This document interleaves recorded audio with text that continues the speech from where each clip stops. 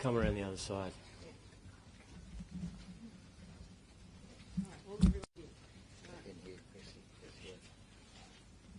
Okay, appreciate you all being here. I'm joined, of course, with the Prime Minister, Commissioner Lanyon, Commissioner Barrett, the Minister for Mental Health, Rose Jackson, the Chief Psychiatrist, and the Minister for Police. Obviously, we'll give an update on the latest in relation to the investigation and related matters. I want to make it clear, after speaking with the Prime Minister and the National Cabinet, as well as the New South Wales Cabinet, that our response to this horrifying tragedy must be comprehensive and has begun already. Our approach to this terrible crime in New South Wales is multifaceted, but I want to make it clear that our efforts to firstly work with the New South Wales Police on counter-terrorism efforts continue. Secondly, fighting anti-Semitism in our community, which will not be done in a week or a month, but it's a long-term important project for the Government of New South Wales, working with civic leaders and the people of this state. Thirdly, gun law reform in New South Wales, with legislation brought into the New South Wales Parliament to make gun laws tougher in this state. I'm determined to bring in the toughest gun laws in Australia, and they'll be significantly tightened in New South Wales. And lastly, and importantly, and this has been reflected from civic leaders, community leaders across this state, bringing New South Wales together as a time of healing. I saw on the news some of the rabbis who gave some incredible, heartfelt messages to the New South Wales community about coming together, showing love to one another, and getting through this through healing. And I thought that they were incredibly important messages right now in New South Wales, messages that we all need to hear. I'm very grateful for their intervention. I want to speak a little bit about blood donations too. I'm very happy to report that there has been 50,000 appointments to give blood in New South Wales, which I understand is a 5-fold increase. Say to the people of New South Wales, don't give up. If you haven't got an appointment, if you can't get in immediately, we require your blood. Be a blood donor in New South Wales. To put this in perspective, for somebody in trauma, they may need 100 individual donations to save their life. So this is an urgent priority. Don't give up if you're at the end of the line. Make an appointment. Do a wonderful bit of civic and public duty. I'm also here to report that small business help will be forthcoming in the next 24 hours, or will announce a program in the next 24 hours for small businesses in the Bondi area. We know there's huge disruption associated with this huge police investigation. There's been an impact on the local community, and part of our job after this investigation moves on is to ensure that we lift back up the Bondi community and we give people a place to come together and to return to a semblance of normal life. I want to make it clear, none of the shopkeepers, none of them have complained about this at all, but we want to have their back as they open their doors in the coming days. There's lots to say. I just want to thank the public, in particular the Jewish community and interfaith leaders, for their warm support in the government's decision to put a menorah on the New South Wales Opera House to celebrate the second day of Hanukkah. This has been a tragic event for the Jewish community of New South Wales and Australia, but we're determined to meet it head on with a program and a set of reforms to ensure that we do everything we possibly can to ensure that it's not repeated. I'm going to pass over to the Prime Minister and then Commissioner Lanyon. Yeah, thanks very much, Chris. My message to Jewish Australians is that we stand with you as a nation. We embrace you at what is a terrible time. These anti-Semitic terrorist attacks will not be successful with their objective, which is to divide us as a nation. We will continue to come together as a nation and to embrace each other. Earlier today, I met with Australian hero Ahmed Ahmed and his family. I met his mum and dad, who are visiting him here, as well as other relatives at St George Hospital. I thanked him for the lives that he helped to save, and I wished him all the very best with his surgery that he will undertake tomorrow. And I was able to also thank the health professionals, the doctors, nurses and staff at St George Hospital for providing support for him. Sunday's tragedy will have, of course, an immediate and lasting impact on many Australians, but the Jewish community here in Sydney and nationally, first responders and people in Bondi and Sydney, the impact will be particularly acute. The Australian government has made significant investments in mental health support, including expanding headspace and the creation of Medicare mental health centres. And I encourage all Australians affected by this tragedy to consider accessing the mental health support, including through Beyond Blue on 1300 22 4636, Lifeline on 131114, Kids Helpline on 1800 55 1800.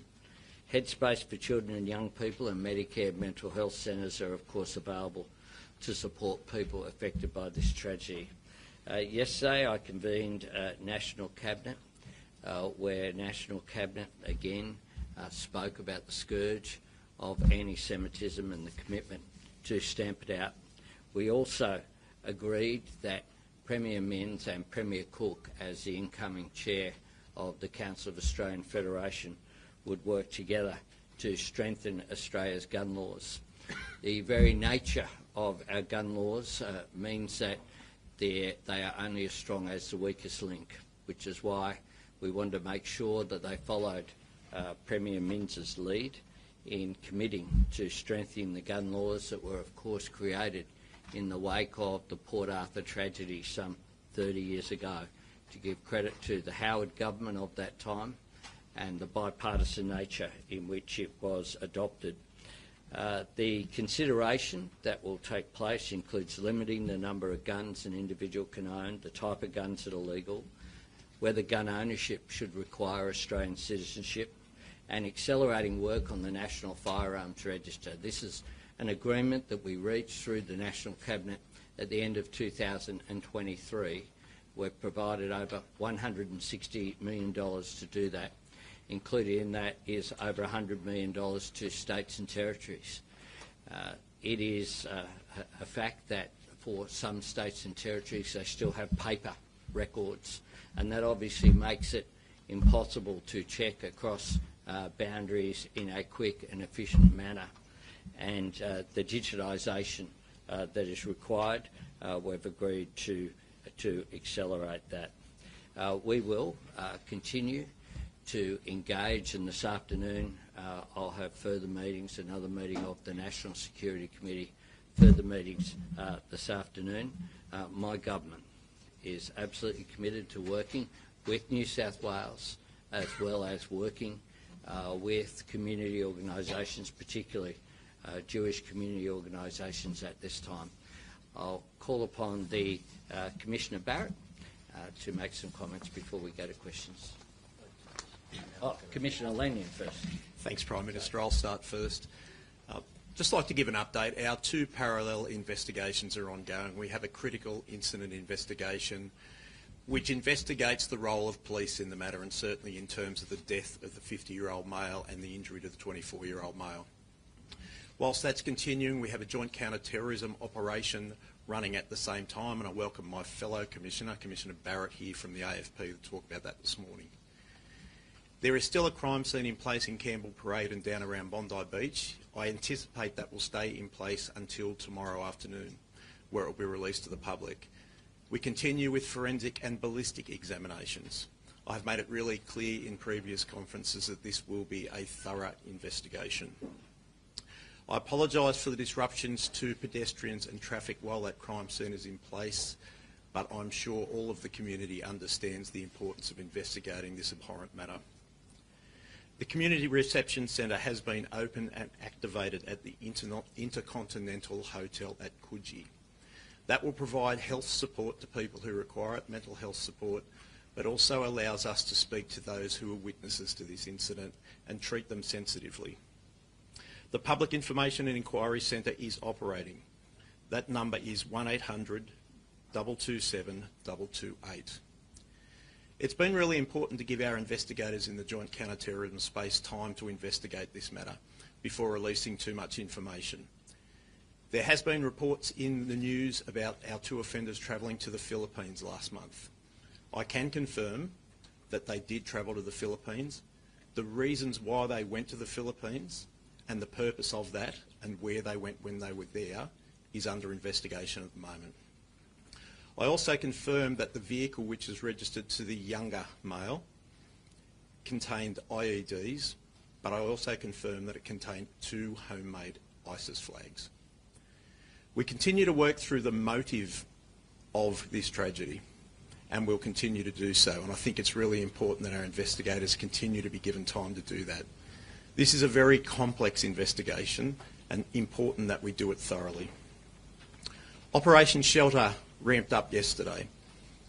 We have static patrols or static guards at a range of locations around the eastern suburbs, particularly Jewish places of worship and other important locations to the Jewish community. In addition to that, we have mobile patrols, and I want to make it very clear to the Jewish community, as we did to their leaders yesterday, that the New South Wales Police stands right beside you. We are here to keep you safe. I want the community to feel safe and be able to go around their way of life. New South Wales Police will maintain a significant response in Operation Shelter to ensure that the community can go about their normal way of life. I would like to correct a record. I have been indicating that Sajid Akram, the 50-year-old male, has held a firearms licence since 2015. Mr Akram applied for that licence on the 8th of October 2015, and it was recommended that it be issued in November 2015. I'm advised that he did not get a photo taken as required by that licence, and the application lapsed in 2016. A second Category AB licence was applied for Mr Akram in 2020. That licence was recommended for issue and issued in 2023. I think it's important that the transparent nature of the investigation provides that change. The initial information had been that it had been issued in 2015, and I think it's important to give that detail. He was licensed to hold a Category AB licence, and the firearms that we have seized were attached to that licence appropriately. I'll hand over now to Commissioner Barrett, but happy to take some questions later.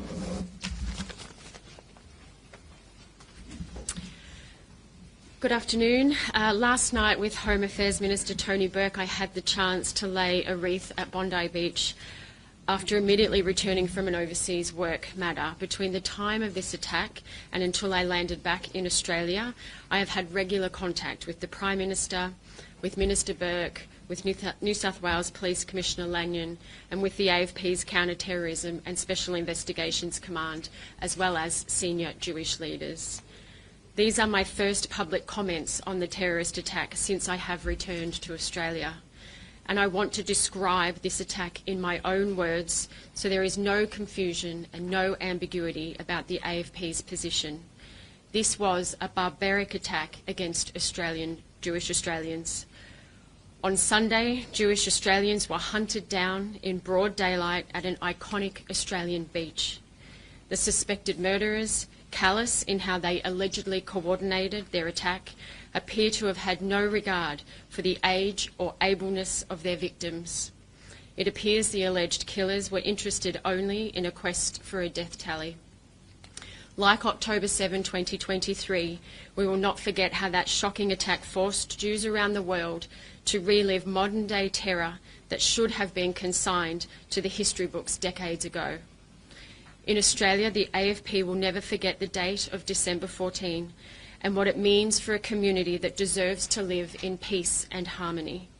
It is understandable and right that the community wants answers, and it is appropriate that the AFP and New South Wales Police provide this information, not only to provide answers to a community that is in shock and grieving, but also to protect how we live together safely in multicultural Australia, including calling out misinformation that could fuel retribution-type incidents. Because of these factors, we will provide information that does not impact on our investigation, noting that one alleged offender remains in hospital and is facing significant charges. Early indications point to a terrorist attack inspired by Islamic State, allegedly committed by a father and son. There is no evidence to suggest other individuals were involved in this attack. However, we caution that this could change given it is early in our investigation. Alleged evidence has provided investigators with a swathe of information that has enabled them to make this initial assessment about the alleged individuals involved and their motivations. These are the alleged actions of those who have aligned themselves with a terrorist organisation, not a religion. The New South Wales Joint Counter-Terrorism Team, which includes the AFP, New South Wales Police, ASIO and the New South Wales Crime Commission, is continuing to review the significant material seized during search warrants, and we will not provide further details of that material today for obvious reasons. The AFP and New South Wales Police have a responsibility to keep the community safe. And I want to thank Commissioner Lanyon for his steel-like leadership during this time, and also acknowledge the brave men and women of New South Wales Police who have showed courage, amazing courage, in the face of cowards. Now, we understand words and information are important for context and for comfort. However, we are very much focused on action, including conducting a thorough investigation.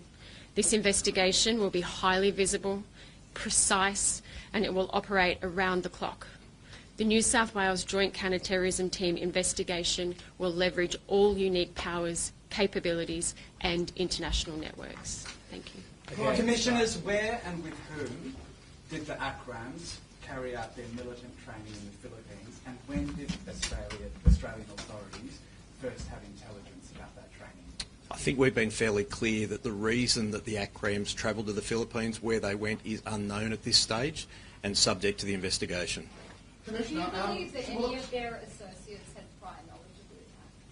Sorry, can you just repeat? Do you believe that any of their associates had prior knowledge of the attack? That's obviously part of the investigation. We've been fairly clear that we believe that there were 2 people involved in this cowardly attack. We continue to investigate the matter thoroughly to determine if there's anyone else involved. Did the trip to the Philippines trigger any security alert in Australia? And if not, was that an intelligence failure? Not that I'm aware of, and I don't believe it was an intelligence failure at all.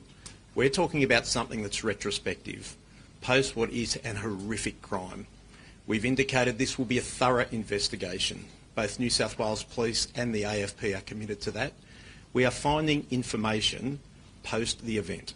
But given Naveed Akram's long-standing ties to extremists in Australia, why did his father receive the firearms licence, and why were they allowed to travel overseas in this way?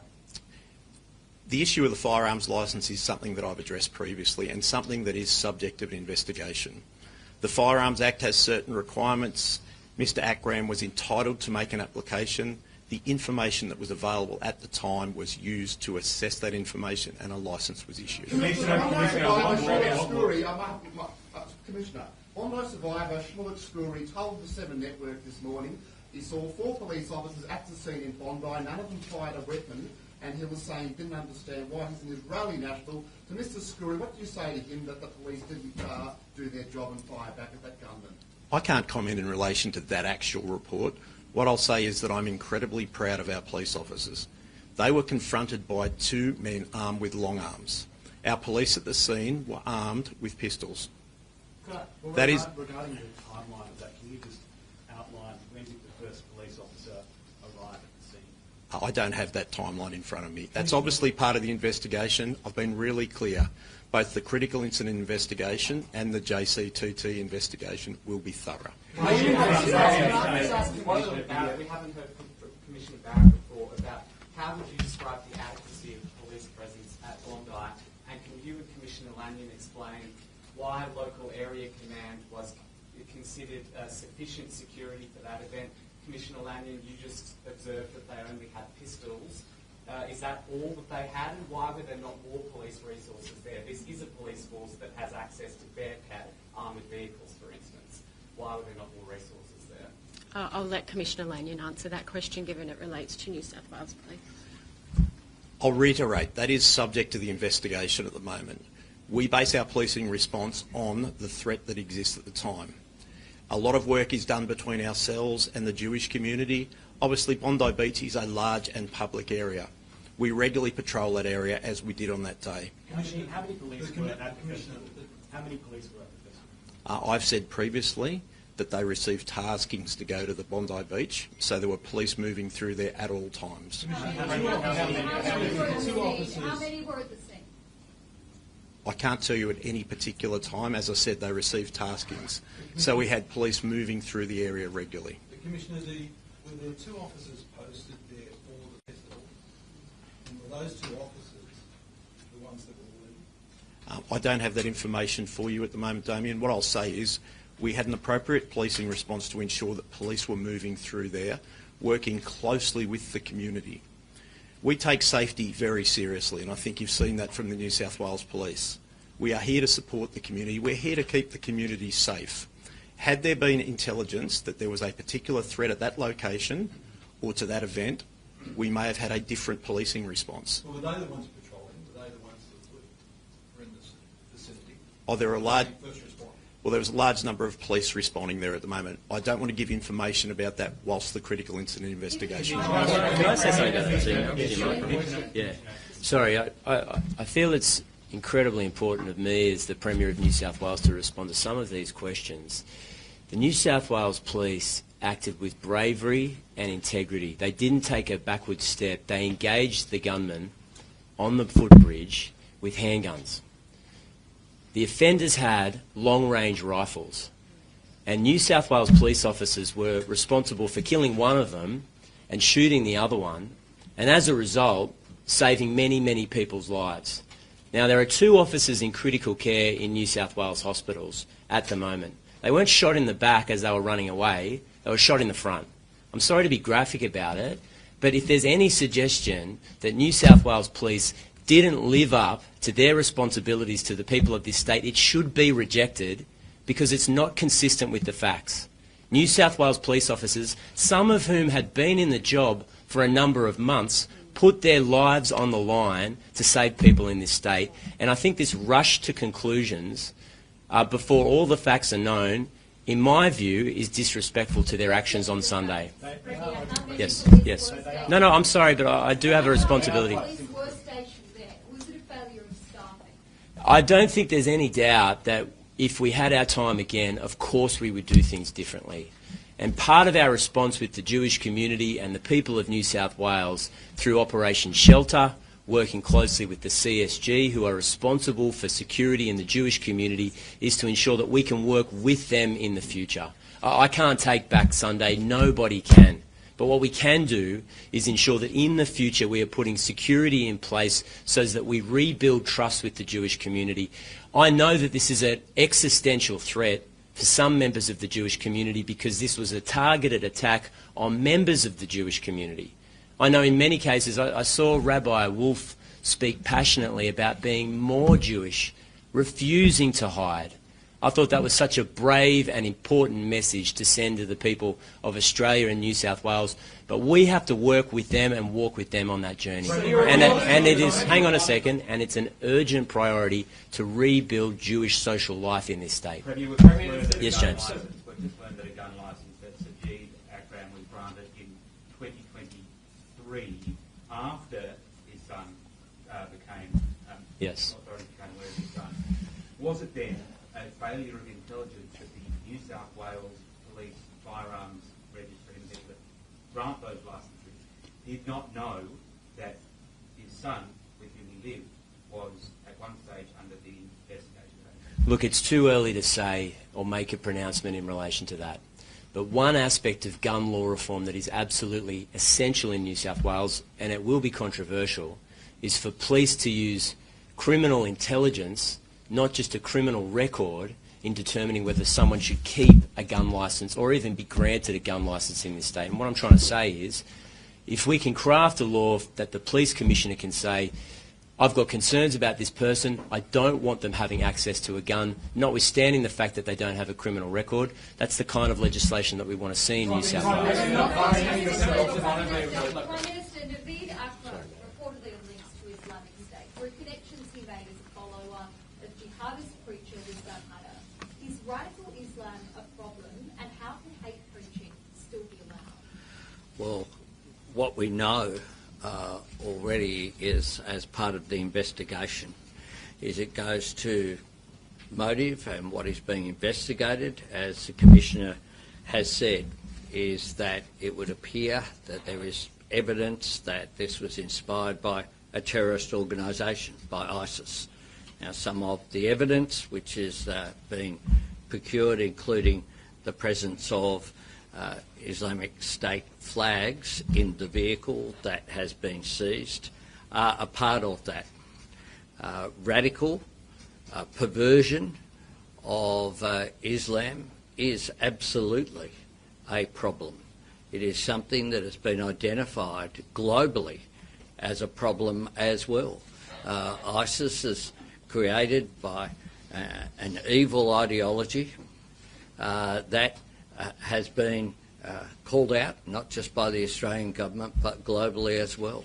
Prime Minister Wissenhardt's influence has been known to Hang on. Prime Minister Wissenhardt's Hang on. Combat hate preaching. To crack down on hate preaching. Yeah, we have passed legislation to outlaw hate speech. The first government to do so, to put in place those laws as part of our response to anti-Semitism. Prime Minister, can you just confirm there's been a lot of misinformation flying around about the student visa that Tony Burke mentioned yesterday? Can you confirm the country of origin, whether it's India or Pakistan, and also how long were they in the Philippines, and was that monitored by Filipino intelligence agencies? They are all part of the investigation, so I can't go into that detail, and it wouldn't be appropriate to undermine the investigation by going into it. Just a question on National Cabinet yesterday. We've just spoken to a story in the Australian newspaper in relation to that meeting. It says state leaders were forced to push you on solutions to anti-Semitism, that you didn't offer any yourself, that a draft document that was presented to state premiers contained one paragraph about the issue of anti-Semitism, and this was later changed to add a second paragraph that included existing policies that you were already working on. Why are you not announcing a suite of anti-Semitism measures right now instead of talking about gun control? That's not true. The report is not accurate. The meeting yesterday had front and centre a commitment. Prime Minister today convened a meeting in National Cabinet following the evil anti-Semitic terrorist attack directed at members of the Jewish community celebrating Hanukkah at Sydney's Bondi Beach. No. Well, that is not accurate. It's just not right. In that meeting, did you specifically raise Julian Stevens' plan to combat anti-Semitism? Was that referenced? What we did was we referenced the ongoing work, including the National Hate Crimes and Incident Database, the enhancing. That is what it is. We have taken the report from the anti-Semitism envoy, and what we are doing is busy implementing it. And we talked about that yesterday. We went through the full range of measures which we are doing. I talked about it, including the hate speech, Nazi symbols, what we're doing on doxing, what we've done with the creation of the National Student Ombudsman, what we're doing with the education program on Together for Humanity in schools, as well as security, migration issues and cultural issues as well. What would an appropriate limit on gun numbers for ownership be, and when can we expect to see a national register? Look, what we have done is to task through National Cabinet Premier Minns and Premier Cook, who's the incoming chair of the Council of Australian Federation, to work on that and come back to National Cabinet. The Premier, how soon could New South Wales Parliament be recalled to legislate that? Have the coalition offered you bipartisan support for that? And also for Mr Albanese, are you disappointed? Yeah, sorry, Paul. There's a lot of questions. So, look, I would say pre-Christmas. Logistically, we're working with our MPs to get back into Parliament as soon as possible. I haven't had a detailed discussion with the Leader of the Opposition, but in fairness to her, we don't have a draft bill. What I have been able to say is that she's been incredible working with us over the last 24, 48 hours. She's the member for that community, and I can't speak highly enough of the bipartisan way she's approached this incredible tragedy. So I don't want to speak for the coalition, but sorry, I don't want to speak for the coalition, but I think we'll be in a position to do this together. Yes. Are you considering any kind of crackdown on the Al-Madinah Dawah Centre, and do you believe that any sort of action on extremism and curbing anti-Semitism should take precedence over gun reform? Well, we have to do all these things together. I mean, that's the truth. This is just a horrible, horrible crime. And I think taking one action would be nowhere near enough to combat the scale of the challenges that are in front of us. So yes, we do have to do gun reform. Sorry folks, I know you want to get your questions out, but I think it's reasonable we get an answer out. Yes, we have to do gun control. It's incredibly important that we fight anti-Semitism. And one of the things about anti-Semitism is that it begins with hate speech, then it might be a chant at a rally, then it moves online, then it becomes graffiti on a Jewish building, then it's malicious damage, then arson, and then it escalates to the kind of horrific violence that we saw yesterday. We have to combat it across the board. Damien, maybe for the last one. Damien? The Royal Commission, is there any suggestion you might call a Royal Commission on this, or invite the President or the Prime Minister of Israel to Australia? Look, we're working through all of these issues. Our focus has been on the immediate response, the investigation, our National Cabinet meeting yesterday, our National Security Committee will meet again this afternoon. We'll continue to monitor all of these issues. And to Paul's question that I didn't get to. I was going to ask if you were disappointed about a lack of bipartisanship on the federal level. Oh, look, this is not a time for politics. This is a time for national unity, and I think that we have organised for the Leader of the Opposition to receive a briefing from the security agencies yesterday. I think that her statement on Sunday night was entirely appropriate, and we stand ready to work across the Parliament. I've had a number of discussions with the Leader of the Opposition on Sunday night. On Monday, I discussed with Allegra Spender as the local member for Wentworth as well. We particularly have had a range of discussions. But I think what Australians want is to come together. What terrorists seek to do is to create division, is to create conflict, is to undermine social cohesion. At that time, we're a better country than that, and we can't allow their objective to be successful. And that is why we must come together as a nation. I think overwhelmingly that is the feedback that I get across the board of what people want to see.